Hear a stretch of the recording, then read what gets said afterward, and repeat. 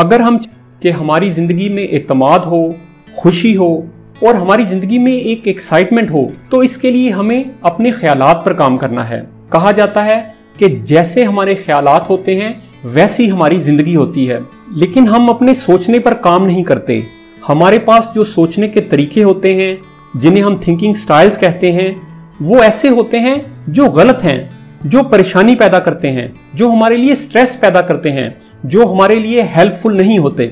जब हमारा सोचने का स्टाइल ठीक नहीं होगा और हमारे पास मनफी ख्यालात होंगे तो हमारे पास नेगेटिव इमोशंस पैदा होंगे, हमारे पास नेगेटिव फीलिंग्स होंगी, जैसे उदासी है, बेजारी है, बेबसी है। ये फीलिंग्स होंगी हमारे पास स्ट्रेस होगा, एंजाइटी होगी और डिप्रेशन हो सकता है। अगर हम चाहते हैं कि हम इन परेशानियों से निकलें और खुश रहें और हमारी जिंदगी में एतमाद आए, तो हमें अपनी डिस्टॉर्टेड थिंकिंग पर काम करना है। अगर हमारे सोचने का स्टाइल ठीक नहीं होगा तो हमारे अंदर नेगेटिव फीलिंग्स पैदा होंगी, हमारे अंदर नेगेटिव इमोशंस पैदा होंगे। अब हम सोचने के 10 ऐसे तरीकों पर बात करेंगे जो बहुत कॉमन हैं, लेकिन ये गलत हैं और हमारे लिए बिल्कुल मुफीद नहीं। अगर हम खुश रहना चाहते हैं, परेशानियों से बचना चाहते हैं, तो हमें ये जो नेगेटिव स्टाइल्स हैं इनको खत्म करना है।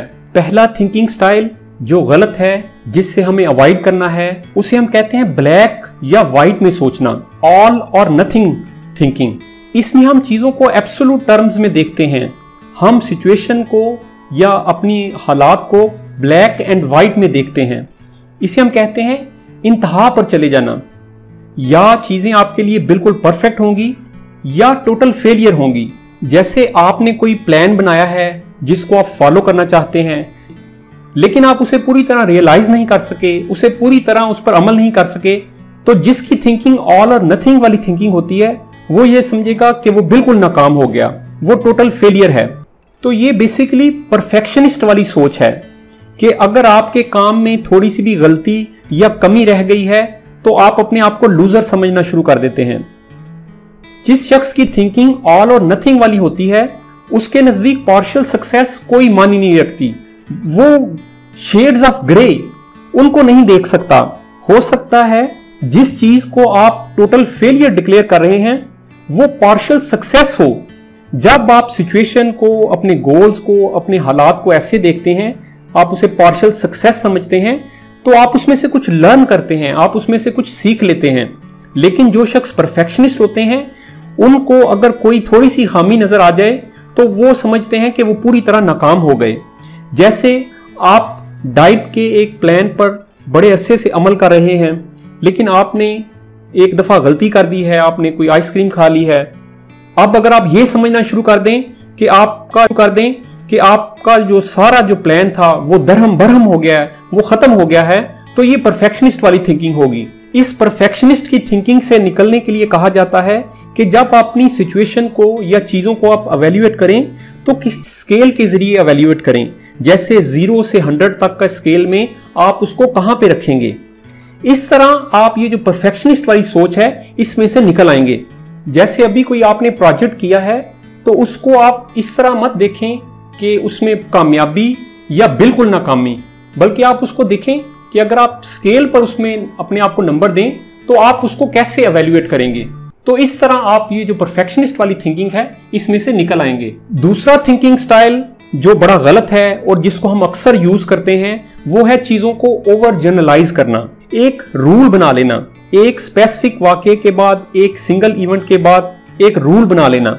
इसमें आमतौर पर आप जैसे लफ्ज इस्तेमाल करते हैं, जैसे मेरे साथ हमेशा ऐसा होता है, मेरे साथ कभी अच्छा नहीं होगा, तो इसमें आप ऑलवेज, नेवर इस तरह के वर्ड्स यूज करते हैं। जैसे मैथमेटिक्स में आपका स्कोर एक दफा लो आया है तो आप ये समझ लें कि आप मैथ में बिल्कुल ही नाकाम हैं, तो इसे हम कहेंगे कि आप चीजों को ओवर जनरलाइज कर रहे हैं।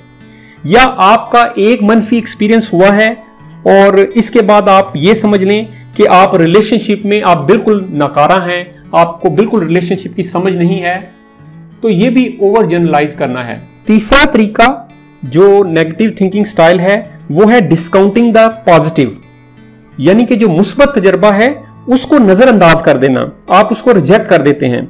जैसे किसी ने आपकी तारीफ की, आपने कोई प्रेजेंटेशन दी है, आपने कोई काम किया है, किसी ने आपको कॉम्प्लीमेंट दिया है, आपकी कारकर्दगी को सराहा है, तो अगर आप इसका जवाब ये देते हैं कि नहीं, कोई ऐसी बात नहीं, ऐसा हर कोई कर सकता है, या बस वो नाइस हैं इसलिए वो ऐसा कह रहे हैं, तो ये भी आप पॉजिटिव जो खूबियां हैं उनको इग्नोर करते हैं, आप उनको एक्सेप्ट नहीं कर रहे। इसी तरह आपको कोई बड़ा अच्छा रिजल्ट या आपकी आउटकम बड़ी जबरदस्त है और आप इसमें यह सोचें कि इसमें आपकी स्किल का या आपकी जो चॉइसेस हैं, जो आपके फैसले हैं, उनका कोई कमाल नहीं, बस ये इत्तेफाक है, तो ये भी नेगेटिव थिंकिंग स्टाइल है।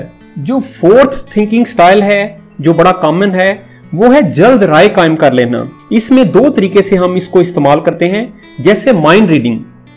इसमें हम दूसरे के रिएक्शन के बारे में पहले से तय कर लेते हैं कि मुझे पता है वो क्या करेगा, वो क्या सोच रहा है, हालांकि आपके पास कोई एविडेंस नहीं होता, तो इसे हम कहते हैं माइंड रीडिंग।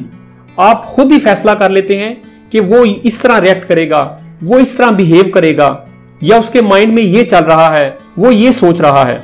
तो ये माइंड रीडिंग है जो आप बगैर किसी एविडेंस के कर रहे हैं। और दूसरा इसमें तरीका ये होता है कि आप फॉर्चून टेलिंग करते हैं, आप पेश गोई करते हैं कि आपका टेस्ट है और आप पहले से ये कहना शुरू कर दें कि मैं बुरी तरह नाकाम हो जाऊंगा। तो ये जो आप प्रेडिक्शन है, ये आपके पास इसका कोई एविडेंस नहीं है या बहुत कम एविडेंस है, तो आप उसकी बेस पर ये प्रेडिक्ट कर रहे हैं। पांचवा थिंकिंग स्टाइल जो गलत है वो मैग्निफिकेशन का है। राई का पहाड़ बना लेना, छोटी सी बात को बड़ा बनाकर पेश करना, एज्यूमिंग द वर्स्ट, बदतरीन को एज्यूम करना। जैसे डाक के जरिए आपका चेक नहीं आया और आप इस पर यह सोचने लगेंगे कि अब मैं किराया अदा नहीं कर सकूंगा, अब मुझे मालिक मकान बेदखल कर देगा, तो आप पूरी एक पिक्चर चलाते हैं। तो इसे हम कहते हैं आप मैग्नीफाई कर रहे हैं, आप राई का पहाड़ बना रहे हैं। यह भी थिंकिंग स्टाइल हेल्पफुल नहीं। एक और थिंकिंग स्टाइल जो है वो है मेंटल फिल्टर का, यानी कि मनफी पहलू पर तवज्जो देना। आपने कोई परफॉर्मेंस दी है, आपने कोई काम किया है, बहुत से लोगों ने उसको अप्रिशिएट किया है, लेकिन किसी एक बंदे ने उस पर कोई तनकीदी कमेंट्स दिए हैं, तो आप वो सारी अप्रिसिएशन को भूलकर आप सिर्फ उस नेगेटिव जो कमेंट है उस पर फोकस कर रहे हैं। तो हम ये कहते हैं कि आप सिर्फ मनफी पहलू देख रहे हैं। इसी तरह अगर आप किसी गेम में अच्छा परफॉर्म नहीं कर सके तो आप बहुत बुरा फील कर रहे हैं, हालांकि आप के पास गुज़िश्ता बहुत सी कामयाबियां हैं, लेकिन आप उनको इग्नोर कर रहे हैं और जो मौजूदा नाकामी आपको मिली है आप उसी पर फोकस कर उदास हैं। या रिलेशनशिप में आपके पार्टनर ने कोई मनफी तबसरा किया है तो आप इससे ये समझना शुरू कर दें कि बस रिलेशनशिप खत्म हो गया, बर्बाद हो गया, और इतने सालों की जो रफाकत है, उसके जो पॉजिटिव एक्सपीरियंस हैं, आप उनको बिल्कुल इग्नोर कर रहे हैं। तो ये भी मेंटल फिल्टर की एग्जांपल होगी। एक और कॉमन जो थिंकिंग स्टाइल है जो गलत है वो इमोशनल रीजनिंग का है। अपनी सोचों पर जज्बात को हावी कर लेना, अपने इमोशंस को फैक्ट समझ लेना। आप ये कहते हैं कि मुझे ये फील हो रहा है इसलिए ये बात ठीक है। जैसे मुझे गुस्सा आ रहा है, जरूर उसने कुछ बुरा किया होगा। तो इसमें आप अपने जो इमोशंस हैं उनको फैक्ट बना रहे हैं। या मैं बड़ा अकेला, लोनली फील कर रहा हूं, इसका मतलब है कि कोई केयर नहीं करता, इससे कंफर्म हो गया कि मैं अनलवेबल हूं। तो ये भी इमोशनल रीजनिंग की एग्जांपल है। या मैं एंग्री फील कर रहा हूं, इससे यह साबित हुआ कि मुझे अनफेयरली ट्रीट किया गया है। तो इसमें भी आप अपने इमोशंस को फैक्ट्स की तरह पेश कर रहे हैं। एक और थिंकिंग स्टाइल जो गलत है वो है अपने पर तनकीद करना या दूसरों पर तनकीद करना। इसे हम कहते हैं शुड स्टेटमेंट्स। इसमें हम अपने लिए एक स्टैंडर्ड रखते हैं, जब हम उस पर पूरा नहीं उतरते तो हम अपने ऊपर बेरहमी से तनकीद करते हैं। आप अपने लिए एक सख्त रूल मुकर्रर कर लेते हैं और जब आप उसको पूरा नहीं कर पाते तो आप अपने ऊपर तनकीद करते हैं। जैसे मुझे इतनी गलतियां नहीं करनी चाहिए थी, और इस सोच के बाद आप कई दिन प्रैक्टिस ही ना करें।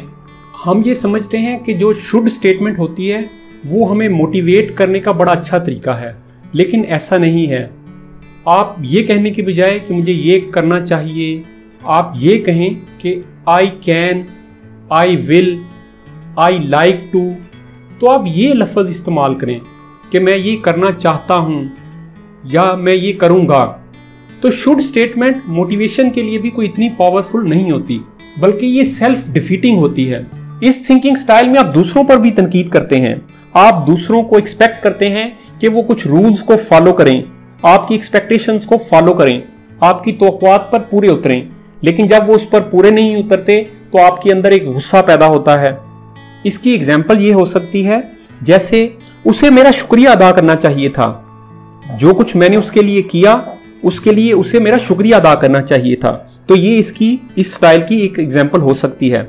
या उसे कॉल करनी चाहिए थी और उसने नहीं की, तो अब आप ये सोच सोच कर परेशान हो रहे हैं। तो ये भी इस थिंकिंग स्टाइल की एक एग्जाम्पल है।